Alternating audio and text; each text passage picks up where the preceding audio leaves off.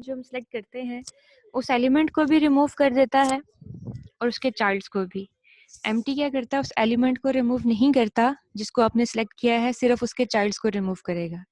ठीक है, जैसे आपने लिखा है बटन 1 के ऊपर क्लिक करें तो div 1 रिमूव हो जाए तो क्या होगा, div 1 भी खत्म हो जाएगा और उसके चाइल्ड भी खत्म हो जाएंगे। अगर आपने एम्प्टी लगाया हुआ तो क्या होगा कि जस्ट उसके चाइल्ड खत्म होंगे, वो खुद नहीं खत्म होगा। ठीक है, इसी तरह से हमने पैराग्राफ को रिमूव किया है।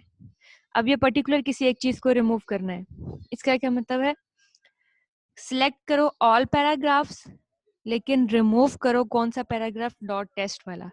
जिसकी क्लास जिनकी क्लास डॉट टेस्ट है वो सारे रिमूव कर दो। तो ऑल पैराग्राफ सिलेक्ट हो जाएंगे लेकिन रिमूव वही होंगे जिनकी क्लास क्या है, डॉट टेस्ट। ठीक, इसमें ये दो चीजों में ऑप्शन दिए, और ऑल पैराग्राफ सिलेक्ट करो और रिमूव करो जिनकी क्लास डॉट टेस्ट है या डॉट डेमो। तो तमाम वो पैराग्राफ जिनकी क्लास डॉट टेस्ट और डेमो है वो सारे रिमूव हो जाएंगे। ठीक है, इसी तरह CSS चेंज करना किसी भी एलिमेंट की, ये हमने ऑलरेडी पढ़ा भी हुआ है, की भी हुई थी। ऑल पैराग्राफ को सिलेक्ट किया, डॉट CSS एक्शन। CSS यहाँ पे एक्शन का नाम भी CSS रखा हुआ है, क्यों, क्योंकि हम उसकी CSS प्रॉपर्टीज चेंज कर रहे हैं। बट जैसे हम कहते हैं बटन पे क्लिक करें और रन टाइम पे उनके कलर्स चेंज हो जाएं, तो जैसे ही हमने यहाँ पे बटन क्लिक का मेथड लगाया, ऑल पैराग्राफ को सिलेक्ट करके उनके कलर्स क्या कर दिए, येलो बैकग्राउंड कलर्स। ठीक, एक से ज्यादा प्रॉपर्टीज भी हम चेंज कर सकते हैं। पैराग्राफ को सिलेक्ट करें, डॉट CSS, उनका बैकग्राउंड कलर भी येलो कर दिया, कॉमा फॉन्ट साइज भी चेंज कर दिया। तो रन टाइम पे अगर आपसे कहता है ना कि बटन पे क्लिक करने से फलां चीज का फॉन्ट साइज चेंज हो जाए, तो ये रन टाइम पे चीजें हैं, मतलब इन्हें पहले से हम कोड में लिखे तो होते हैं लेकिन परफॉर्म ये रन टाइम पे होते हैं। jQuery, इसी तरह ट्रिवर्सिंग है jQuery, आप ट्रिवर्स कर सकते हैं इस ट्री को, जो मैंने आपको बताया कि आप इसमें मूव कर सकते हैं इस ट्री से लेफ्ट राइट, आपने जहाँ पे भी मूव करना है। ठीक है, यानी आप किसी करंट टैग पे हैं और आपसे कहा जाता है कि उसका पेरेंट जो है ना सारे उन पे ये काम हो, यानी डिव के ऊपर जितने भी पेरेंट है ना उसके, वो सारे रेड कलर के हो जाएं। ठीक है, जस्ट पेरेंट, ऑल टैग्स पे अप्लाई नहीं करना, तो वो भी आप कर सकते हैं। पेरेंट लिखेंगे आप जिस एलिमेंट पे है ना उसका पेरेंट आ जाएगा। जैसे यहाँ पे देखिए ना, अगर ये कोई पैराग्राफ है और ये डिव के अंदर है तो डिव इसका पेरेंट है।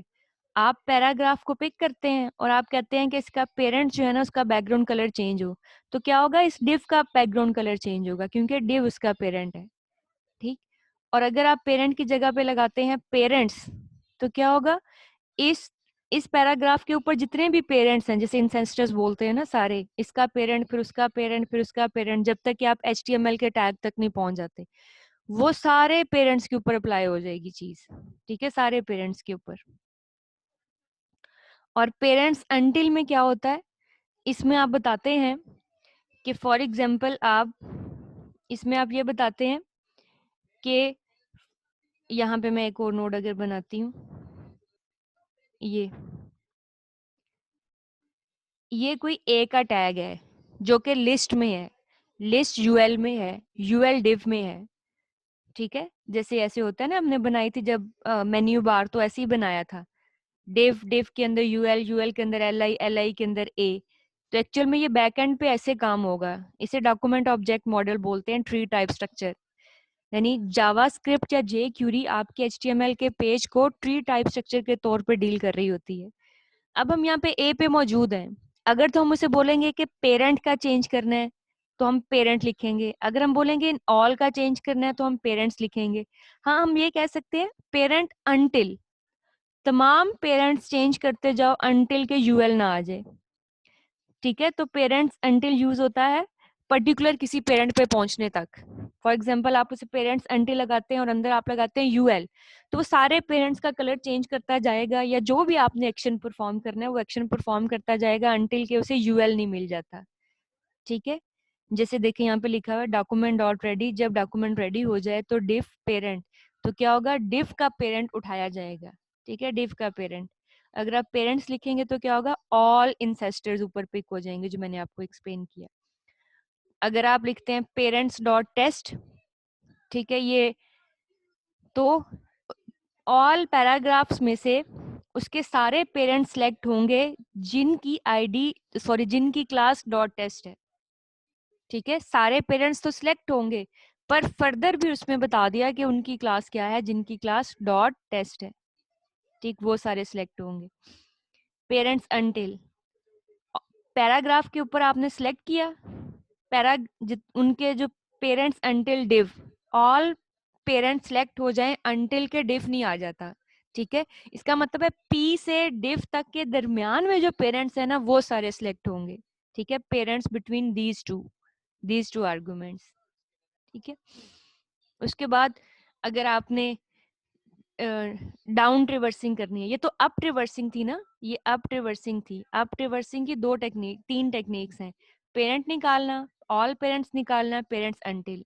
अब आपने यहाँ पे मौजूद है और आपने डाउन जाना है, ठीक है, चाइल्ड्स की तरफ, तो इसके दो तरीके हैं, चिल्ड्रन और फाइंड। ठीक है, चिल्ड्रन क्या होता है? Children element return all direct child of A selected element, all direct child. ठीक है, जैसे अगर आप यहाँ पे मौजूद हैं और आप ये डिव है और आप इसके चिल्ड्रन निकालते हैं तो ये निकलेगा और ये, यानी डायरेक्ट जिनका ताल्लुक है, ये नहीं निकलेगा क्योंकि ये तो इसका ग्रैंड चाइल्ड है। ठीक है, तो ये इन तीन पे काम होगा। ठीक, जैसे आप निकालते हैं डॉक्यूमेंट डॉट रेडी हो जाए डिव के चिल्ड्रन, तो डिव के जो डायरेक्ट चाइल्ड होंगे जस्ट उन्हीं के ऊपर वो एक्शन परफॉर्म होगा, जो भी एक्शन लिखा हुआ है आपने, एक्शन आपने ऊपर पढ़े हैं, हाइड लिखा हुआ है, शो लिखा हुआ है, एनिमेट लिखा हुआ है, सीएसएस चेंज करनी है आपने उसकी, आपने और जो जो भी एक्शन हमने ऊपर पढ़े हैं। ठीक, और फिर ये मजीद चिल्ड्रंस के अंदर से भी जो है ना वो जो है वो ऑप्शनल ऑप्शन डाल दी, चिल्ड्रंस के अंदर से भी मजीद ऑप्शन कि डिफ के सारे चिल्ड्रन सेलेक्ट हों, लेकिन फिर उसमें से सिर्फ पी पैराग्राफ्स में से इंट्रो वाले जो है वो सिलेक्ट हों। या अगर हम ऐसे लिख देते ना पी, तो इसका क्या मतलब होता है, डिफ के ऑल चिल्ड्रन सेलेक्ट हों जो जो पी है, जो पी नहीं है वो नहीं सिलेक्ट होंगे। ठीक है, यानी चिल्ड्रंस में से मजीद आपने जो है ना वो क्या कर दिया, मजीद ऑप्शनल पैरामीटर डाल दिए। इसे कहते हैं फिल्टर करना। पहले आपने सारे चिल्ड्रन सेलेक्ट किए, फिर आपने उसे कहा कि मुझे फिल्टर करके ना सिर्फ पी दे दो, फिर आपने पी भी इंट्रो लिख लिया, इसका मतलब है सारे पी में से भी फिर मुझे वो दो जिनकी क्लास इंट्रो है। ठीक, तो ये ऑल चिल्ड्रन सेलेक्ट करना और चिल्ड्रंस में से भी अगेन फिर क्या कर लेना, उसको फिल्टर कर लेना।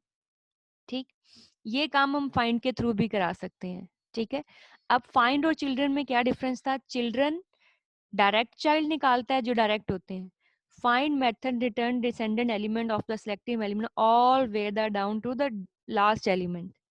ठीक है, जैसे यहाँ पे हमने लिखा हुआ है कि डिव के फाइंड करो पी, अगर हमने चिल्ड्रन लिखा होता तो चिल्ड्रन जस्ट इन पे काम करता है, डायरेक्ट पे। अब हमने लिखा है फाइंड, फाइंड क्या करेगा, इस डिव के नीचे जितने मतलब लास्ट जिसे हम कहते हैं ना लीफ नोड, लास्ट नोड तक सारे पी निकाल देगा। अगर हमने चिल्ड्रन लिखा होता तो जस्ट इधर एक लेवल से आते, अगर हमने फाइंड लिखा हुआ है तो सारे मतलब इसके चिल्ड्रंस भी ग्रैंड चिल्ड्रंस भी उन सब में से जो है ना वो आपको पी निकाल के देता है, वो सारे आ जाते हैं।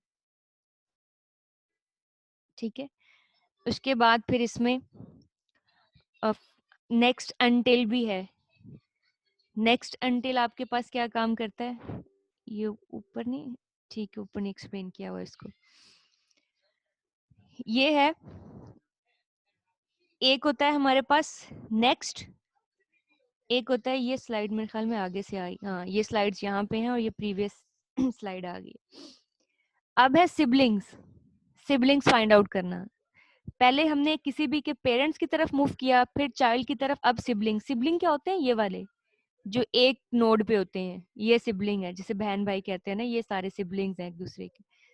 अगर हम किसी भी नोड पे मौजूद हैं, यहाँ पे मैं मौजूद हूँ और मैंने इसका अगला सिबलिंग निकालना है तो मैं लिखूंगी नेक्स्ट, अगर मैंने इसका प्रीवियस सिबलिंग निकालना है तो मैं लिखूंगी प्रीवियस। ठीक है, ये PREV, बस इतना प्रीव। ठीक है, और अगर मैं इस नोट पे मौजूद हूँ और मैंने अगले सारे सिबलिंग्स निकालने हैं, अगले सारे मतलब अगले सारे इसके जो सिबलिंग है, मैं लिखूंगी नेक्स्ट ऑल। अगर मैंने इस नोट पे मौजूद है, मैंने प्रीवियस सारे निकालने हैं तो प्रीवियस ऑल, प्रीवियस एक निकालना है तो जस्ट प्रीव ऑल। अगर हमने प्रीवियस सारे निकालने हैं, ठीक, उन पे काम करना है।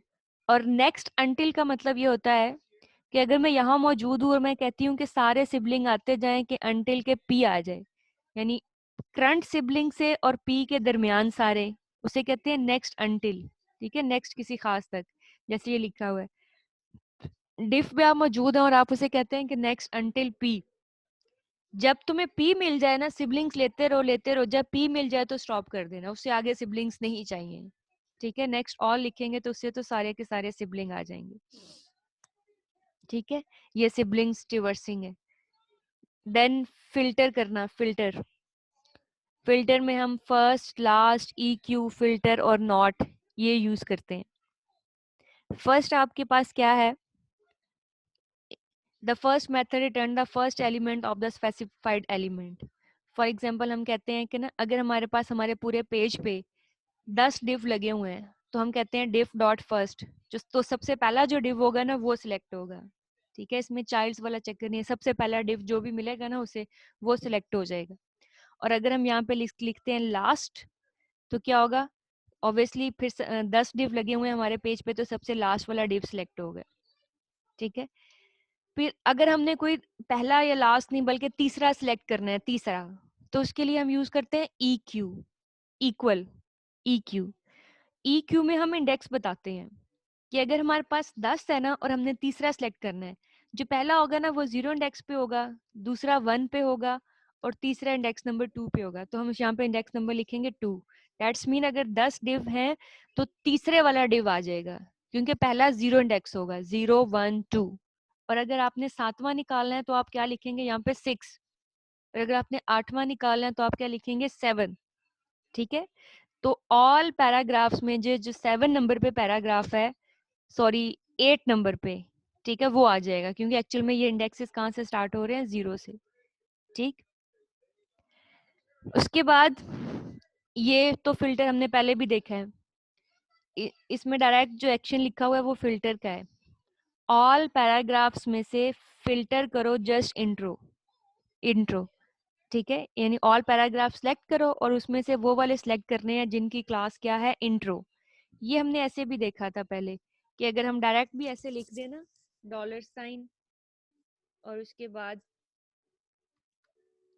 p डॉट इंट्रो, तो क्या होगा, हमारे पास वही सिलेक्ट होंगे ऑल पैराग्राफ्स में से जिनकी क्लास क्या है, इंट्रो। ठीक है, अब ये फिल्टर एक्शन का बताया हुआ, ये भी यही काम करता है। नेक्स्ट है नॉट। नॉट का क्या मतलब होता है, ऑल पैराग्राफ्स में से जिनकी क्लास इंट्रो नहीं है, यानी इंट्रो के अलावा कुछ है वो सिलेक्ट कर दो। जिन जिनकी क्लास इंट्रो है वो सिलेक्ट नहीं करने। ठीक है, वो सिलेक्ट नहीं करने। ठीक, और ये हमारे पास ये लास्ट। ठीक है, ये हमारे पास स्ट्रेट रिवर्सल्स हैं, इसमें से जो जो कोड कुछ हुए हुए हैं वो मैं आपको कुछ दिखा देती हूँ, जैसे पेरेंट का यहाँ पे किया हुआ है।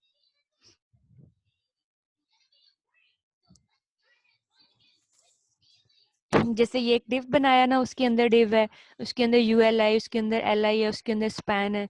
ये एक पूरा पेरेंट्स बनाए हुए हैं, मतलब एक डिव के अंदर अंदर चीजें रख के ताकि पेरेंट्स हो जाएं। आप इधर इधर कोड पे ध्यान दीजिएगा, इधर क्या लिखा हुआ है। अब ये जो स्पैन है ना ये सबसे अंदर है, ये देखें ये सबसे अंदर है। ठीक है, बाकी सारे इसके पेरेंट्स हैं। लिखा हुआ है जब डॉक्यूमेंट रेडी हो जाए तो स्पैन को सिलेक्ट करो और उसके पेरेंट्स की सीएसएस कलर रेड, ठीक है, कलर और बॉर्डर रेड कर दो। ये उसका कलर, टेक्स्ट का कलर भी चेंज कर दो और बॉर्डर का भी। किनका, पेरेंट्स का, पेरेंट्स का। तो जैसे ही हम ये, और ये किसी बटन क्लिक पे नहीं लिखा हुआ, ये क्या लिखा हुआ है, जब डॉक्यूमेंट रेडी हो जाए तो डायरेक्ट ये काम हो जाए। ठीक है, अब देखेंगे कि स्पैन के जो पेरेंट्स, ये देखें स्पैन के जितने भी पेरेंट्स थे ना, देखिए उसने सारे ले लिए ऊपर। क्यों क्यों, क्योंकि हमने क्या लिखा हुआ होगा, हमने जरूर यहाँ पे पेरेंट्स लिखा हुआ होगा, पेरेंट्स, पेरेंट्स। तो ऑल पेरेंट्स पे ये चीज अप्लाई होगी, ऑल पेरेंट्स पे, क्योंकि स्पैन इधर भी था और इधर भी था। जहां जहां पे स्पैन था ना उसके जितने पेरेंट्स थे, और अगर मैं यहाँ पे यही पेरेंट कर दूंगी ना तो आप देखिएगा कि ये ऑल पेरेंट्स की बजाय जो स्पैन का डायरेक्ट पेरेंट है ना उस पर अप्लाई होगा ये चीज। ये देख रहे हैं आप, ये पेरेंट्स लिखने से ऑल पेरेंट्स पे अप्लाई हो गया। जब मैंने पेरेंट लिखा तो क्या हुआ कि उसका जो डायरेक्ट पेरेंट था ना, सिर्फ यही उसका डायरेक्ट पेरेंट बनता था ना, बस वो उस पे अप्लाई हुई ये चीज। तो ये आपके पास सिलेक्शंस की डिफरेंट टेक्निक है कि आप पेरेंट्स मूव कर सकते हैं, आप चाइल्ड्स में से निकाल सकते हैं, आप सिबलिंग्स में से निकाल सकते हैं, और आप डायरेक्ट भी निकाल सकते हैं। ठीक है, डायरेक्ट जैसे मैंने आपको बताया कि डिफ में से पहला डिफ निकालना, लास्ट निकालना, कोई पर्टिकुलर डिफ निकालना, पर्टिकुलर क्लास वाला निकालना, नॉट वाला निकालना। ठीक है, तो ये हमारे पास, ये हमारी जे क्यूरी यहाँ पे क्या हो जाती है, वाइंड अप। ठीक है, नेक्स्ट फिर हमारे पास आ जाता है पीएचपी को मैं स्टार्ट कर रही हूँ ताकि नेक्स्ट लेक्चर में ना, फिर नेक्स्ट क्योंकि हमारी दोनों क्लासेस लास्ट क्लासेस होंगी, तो मैं उसमें फिर पीएचपी डेटाबेसिस के साथ कराऊंगी।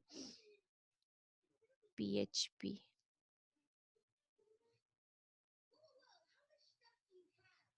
ये फाइल आपने जो है ना, ये आसान है क्योंकि ये सिर्फ बेसिक है, तो ये आपने पढ़ लेनी है फाइल। पीएचपी क्या होती है हमारे पास, preprocessor hypertext language. ठीक है, हाइपर टेक्स्ट प्री प्रोसेसर इसे कहते हैं। क्यों यूज होती है, ये हमारे पास सर्वर से इंटरेक्शन करने के लिए यूज होती है, कि सर्वर के साथ जब आपने इंटरेक्ट करना है, डेटाबेस में डाटा डालना है, निकालना है, तो आप पीएचपी यूज करते हैं। पीएचपी की फाइल की एक्सटेंशन होती है डॉट पीएचपी। इन जब इसका नाम लिखते हैं तो डॉट पीएचपी। पीएचपी की फाइल के अंदर हम एचटीएमएल, सीएसएस, जावास्क्रिप्ट का कोड लिख सकते हैं। पीएचपी जो है वो डेटाबेस में डाटा डाल सकती है, डिलीट कर सकती है, अपडेट कर सकती है, फाइल हैंडलिंग कर सकती है, कुकीज को मैनेज कर सकती है, सेशंस को मैनेज कर सकती है, ये सारे काम। ठीक है, हम इसके लिए पीएचपी के लिए जो डेटाबेसेस यूज करेंगे वो होगी माई एसक्यूएल। ठीक है, और जो सर्वर होगा वो होगा एग्जाम सर्वर, ये हम यूज करेंगे। ठीक है, ये वेब होस्टिंग के लिए। पीएचपी का कोड लिखने का सिंटेक्स क्या है, पीएचपी का कोड लिखने के लिए आपने ये एंकल ब्रैकेट स्टार्ट करनी है, क्वेश्चन मार्क पीएचपी, और अंदर सारा पीएचपी का कोड लिखना है, और जहां पे आपने एंड करना है वहां पे आपने ये ऐसे लिखना है। ठीक है, पीएचपी के वेरिएबल्स, पीएचपी की हर स्टेटमेंट एंड होती है सेमीकोलन पे, जैसे जावास्क्रिप्ट की होती थी। ठीक है, पीएचपी की भी हर स्टेटमेंट सेमीकोलन पे एंड होती है।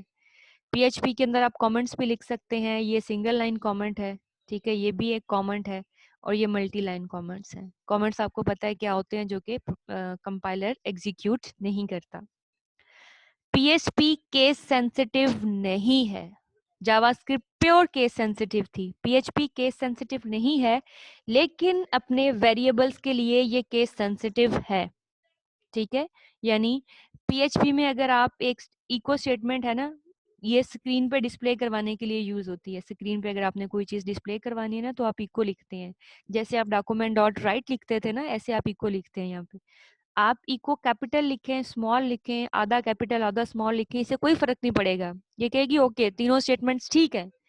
लेकिन जहां पे इसके वेरिएबल्स की बात आ जाती है, वहां ये कहती है कि वेरिएबल्स जो हैं वो केस सेंसिटिव है। यानी आपने अगर वेरिएबल बनाया ना $, कलर, तो ये वेरिएबल आपने ठीक यूज किया, ये दोनों वेरिएबल वो कहती है ठीक नहीं है, क्योंकि अगर आपने स्मॉल लेटर्स में वेरिएबल बनाया तो उसे वैसे ही यूज करें। ठीक है, ये तीनों इसके लिए डिफरेंट वेरिएबल होंगे, यानी ये कलर, ये और ये तीन डिफरेंट वेरिएबल कंसीडर करेगी। क्यों? क्योंकि ये अपने वेरिएबल्स के लिए ये केस सेंसिटिव है। फिर पीएचपी के वेरिएबल्स बनाने के लिए कोई भी इंटीजर, फ्लोट, ये इस तरह की जरूरत नहीं होती। ठीक है, जस्ट आप क्या करें, $साइन लगाएं, स्टार्ट में वेरिएबल का नाम लिखें। वेरिएबल का नाम लिखने के वही असूल हैं कि ये डिजिट से स्टार्ट नहीं हो सकता, अंडरस्कोर से स्टार्ट होना चाहिए, अल्फाबेट से स्टार्ट होना चाहिए, इसके नाम के दरमियान में स्पेस भी नहीं होनी चाहिए। जैसी आप वैल्यू इसके अंदर लिखेंगे, ये वेरिएबल वैसा ही बन जाएगा। इसके लिए इंटीजर, फ्लोट, स्ट्रिंग लिखने की जरूरत नहीं होती। ये वही देखें, आपने $TXT लिखा, इसके अंदर स्ट्रिंग डाली तो ये वेरिएबल स्ट्रिंग टाइप बन गया। ये एक्स लिखा, इसके अंदर 5 डाला तो इंटीजर बन गया, ये फ्लोट बन गया। ठीक है, ये वही रूल्स हैं पीएचपी वेरिएबल्स के।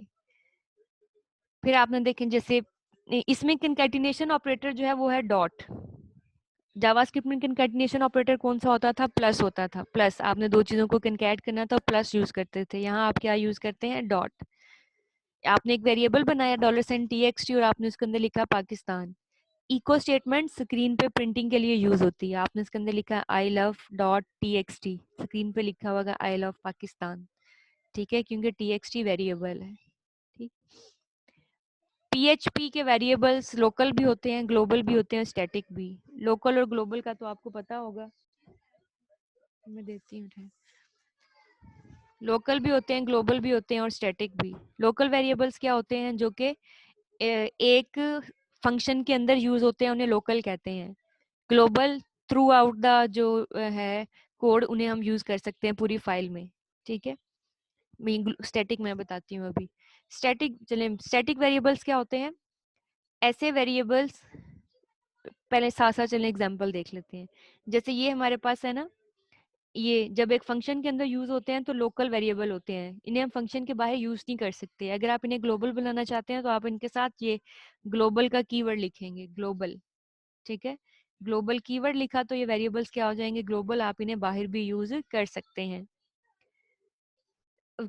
लोकल वेरिएबल हो या ग्लोबल वेरिएबल्स, आमतौर पर जैसे ही फाइल खत्म होती है तो वो क्या हो जाते हैं, वो वेरिएबल्स डिस्ट्रॉय हो जाते हैं, ठीक है। और अगर आप चाहते हैं कि वो वेरिएबल्स डिस्ट्रॉय ना हो, वो वेरिएबल्स रहें, ठीक है, खत्म ना हो, फंक्शन खत्म होने के साथ वो वेरिएबल्स खत्म ना हो, तो फिर आप उनके साथ लगाते हैं स्टैटिक का कीवर्ड, ठीक है, स्टैटिक का कीवर्ड, ठीक है। तो फिर ये वेरिएबल्स जो है, जब तक आपको जरूरत होगी ये रहेंगे, ये मेमोरी में रहेंगे, अपना फंक्शन खत्म होने के साथ ये वेरिएबल्स खत्म नहीं हो जाएंगे, ठीक है। ऐसे वेरिएबल्स को कहते हैं स्टैटिक वेरिएबल्स। इको मैंने आपको कहा कि स्क्रीन पे प्रिंटिंग के लिए यूज होती है। इको के साथ एक और स्टेटमेंट भी है जो स्क्रीन पे प्रिंटिंग के लिए यूज होती है, that is print. Print statement, print, print, print भी लगा सकते हैं हम यहाँ पे। लेकिन इको और प्रिंट में डिफरेंस क्या है, थोड़ा सा डिफरेंस है।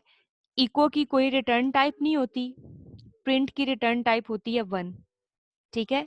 इको की कोई भी रिटर्न टाइप नहीं है, इको कुछ भी रिटर्न नहीं करती, प्रिंट आपको रिटर्न भी करती है, ठीक।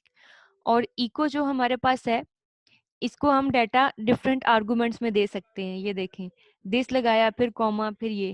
प्रिंट को हम ऐसे नहीं दे सकते, प्रिंट को डाटा एक सिंगल आर्गुमेंट में देना पड़ता है, जस्ट वन आर्गुमेंट, ठीक है। Print can take only one argument, while echo can take multiple arguments. Echo multiple arguments लेती है और प्रिंट एक ही आर्गुमेंट लेती है। इको कुछ रिटर्न नहीं करती और प्रिंट क्या रिटर्न करती है, 1 रिटर्न करती है, ठीक है। ये प्रिंट स्टेटमेंट है ना, इसमें इकट्ठा ही डाटा लिखना पड़ता है, ठीक है। ये आर्गुमेंट्स नहीं लेती, जबकि ये देखें, इसमें पहले ये टेक्स्ट 1 डिस्प्ले करवाया, फिर H2, 2 आर्गुमेंट्स में डाटा जा रहा है इसमें। डाटा टाइप इसमें ये सारी हो सकती हैं, string, integer, float, Boolean, array, object, object oriented और नल भी, ठीक है। स्ट्रिंग आपको पता है, ये जैसे ये हेलो वर्ड, ये हमारे पास स्ट्रिंग है, ठीक है।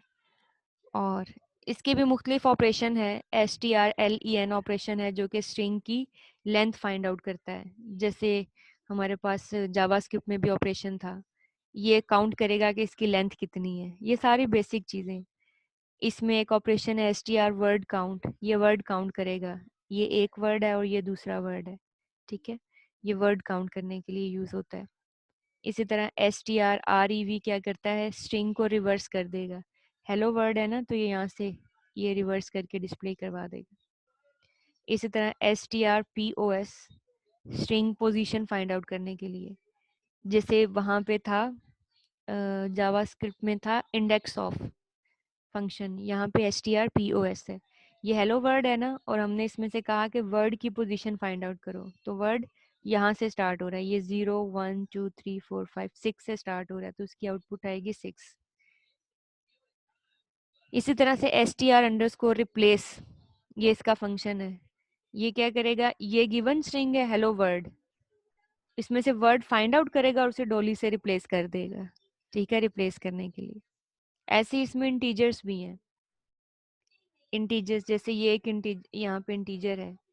अच्छा, इंटीजर में अगर आपने फाइंड आउट करना है ना कि किसी भी इंटीजर की डाटा टाइप क्या है, आइदर वो जो है वो इंटीजर है या फ्लोट है, क्या डाटा टाइप है, तो आप उसके लिए लिख सकते हैं फंक्शन var_dump, और अंदर आप वो इंटीजर पास कर दें, तो ये आपको रिटर्न करेगा कि उसकी डाटा टाइप क्या है, ठीक है, उसकी डाटा टाइप रिटर्न करता है, data type and value, value भी रिटर्न कर देगा और डाटा टाइप भी। ये हमें ज़रूरत पड़ती है दरमियान में अक्सर, कि हमें पता नहीं होता क्योंकि इसमें डाटा टाइप्स नहीं ना होती, तो हमने किसी भी चीज़ की टाइप मालूम करनी है तो हम var_dump फंक्शन यूज़ करते हैं। फिर आ जाते हैं कांस्टेंट। कांस्टेंट आपको पता है क्या होते हैं, जिनकी value throughout the program change नहीं होती। जैसे आपकी पाई की वैल्यू है 3.14, वो चेंज नहीं करनी हमने गलती से भी, तो फिर हम क्या कर देते हैं उसको कांस्टेंट, ताकि गलती से भी वो चेंज ना हो। कांस्टेंट बनाने के लिए आप ये ऐसे लिखते हैं, आप सबसे पहले डिफाइन का कीवर्ड लिखते हैं, फिर आप कांस्टेंट का जो भी आपने नाम रखना है, जैसे मैं पाई लिख लिया, फिर उसकी वैल्यू 3.14, फिर मैंने बताया कि केस सेंसिटिव होना चाहिए या नहीं। ठीक है, केस सेंसिटिव होना चाहिए या नहीं। डिफॉल्ट वैल्यू होती है इसकी फॉल्स, केस इनसेंसिटिव, ये फॉल्स होता है।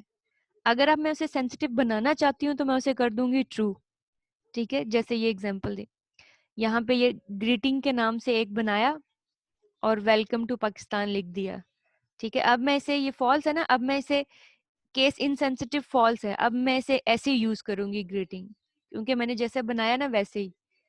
अगर मैं चाहती हूँ कि नहीं ये केस इनसेंसिटिव बिहेव करे, यानी, तो मैं इसे यहाँ पे ट्रू कर दूंगी, जहाँ पे कुछ नहीं लिखा इसका मतलब बाय डिफॉल्ट फॉल्स ही है, ट्रू।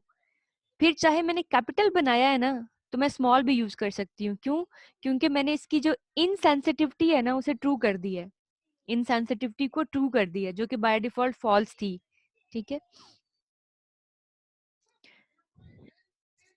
अगर आपने कांस्टेंट भी बनाना है और ग्लोबल भी, तो आप इसे अपनी जहाँ पे आप पीएचपी का कोड लिखने वाले हैं ना, वहाँ टॉप पे डिक्लेयर कर दें।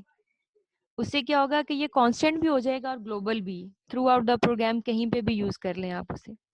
ऑपरेशन सारे इसमें वही परफॉर्म होते हैं, ये सारे अरिथमेटिक असाइनमेंट्स, ये एक एक स्लाइड्स हैं, ये आपको ऑलरेडी पता है। अरिथमेटिक कौन से, प्लस माइनस डिवीजन मल्टीप्लिकेशन, ये अब आपको ऑलरेडी आने चाहिए।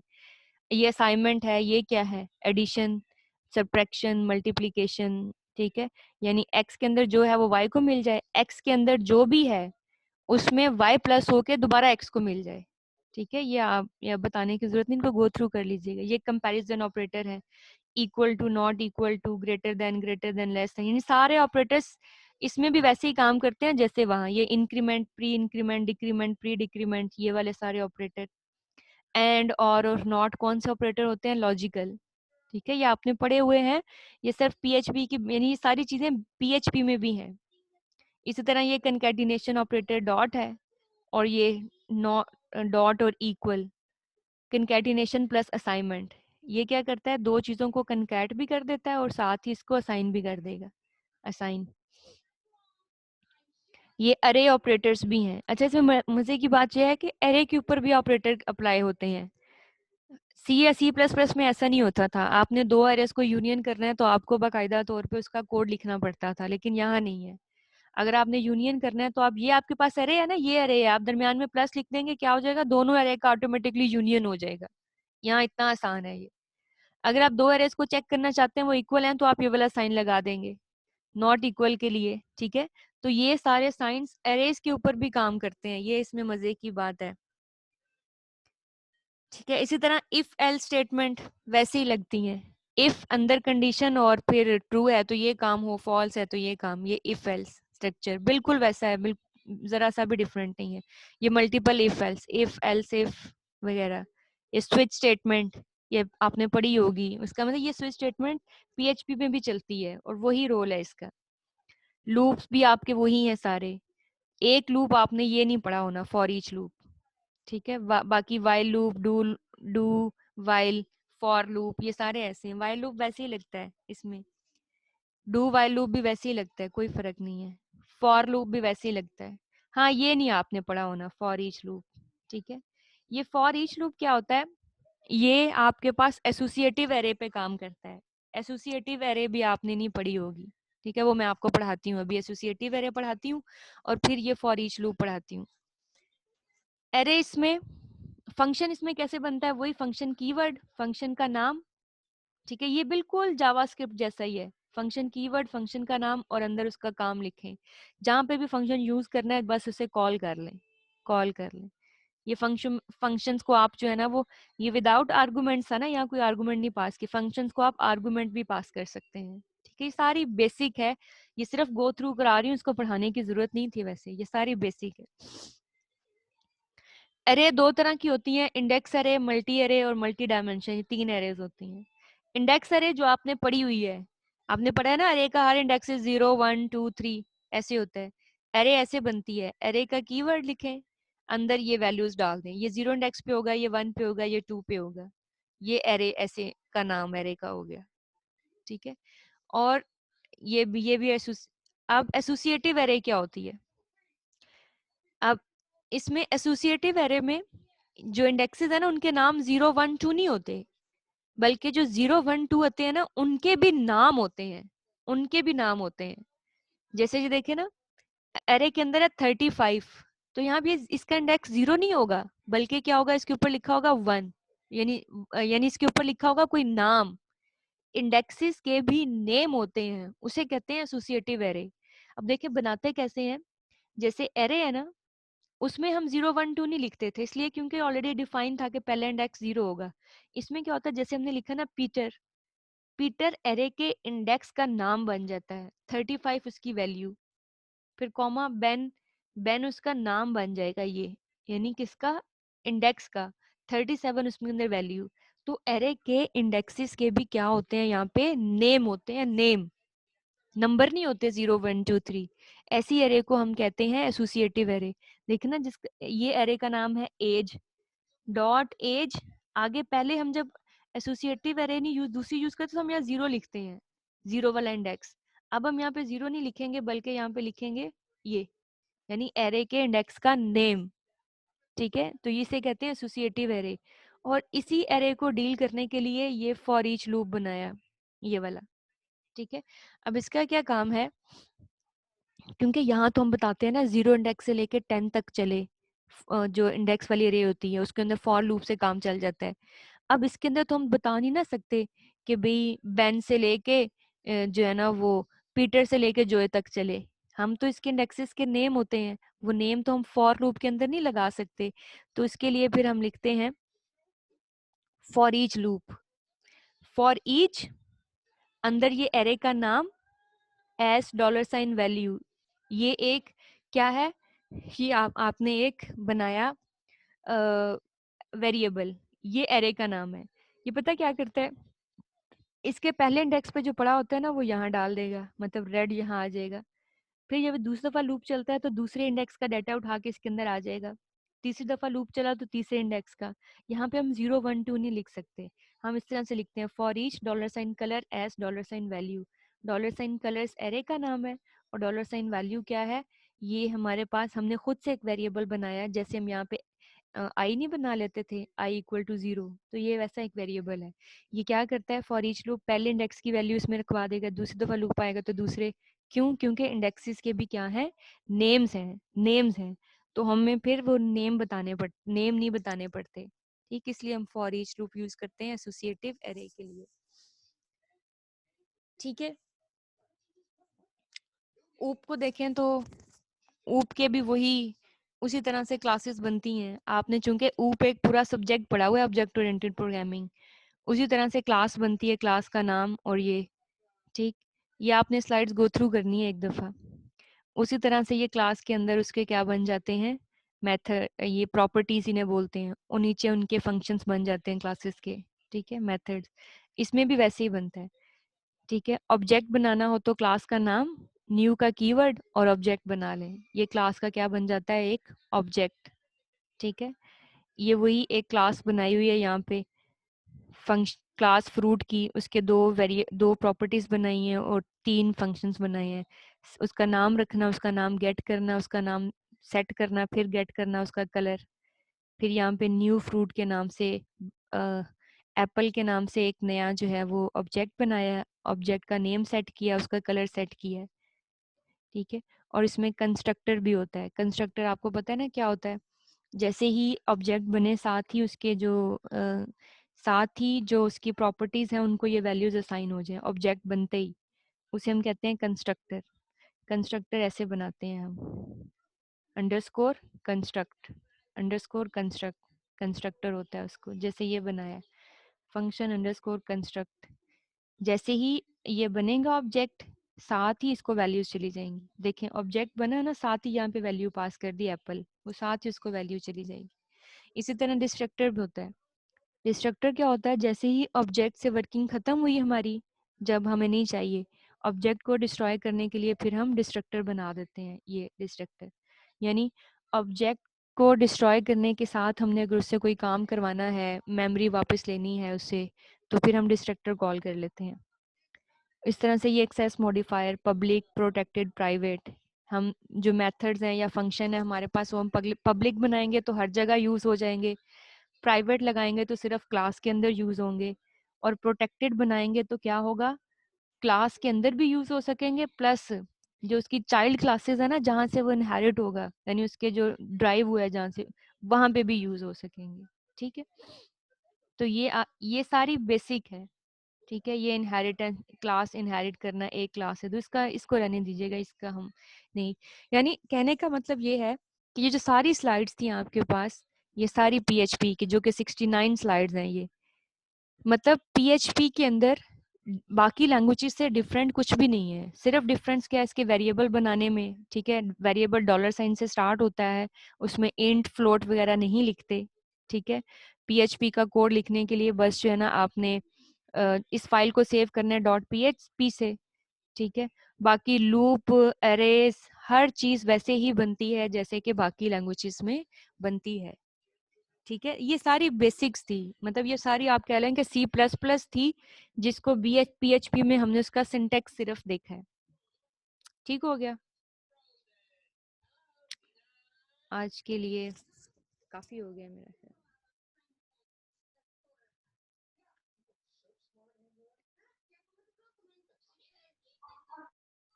नेक्स्ट हमारे पास अब 2 क्लासेस हैं, 2 क्लासेस होंगी, तो उसमें मैं आपको डेटाबेसेस के साथ जो है ना वो डील करना सिखाऊंगी कि डेटाबेस से कैसे कनेक्ट होते हैं, डेटाबेस कैसे बनती है, और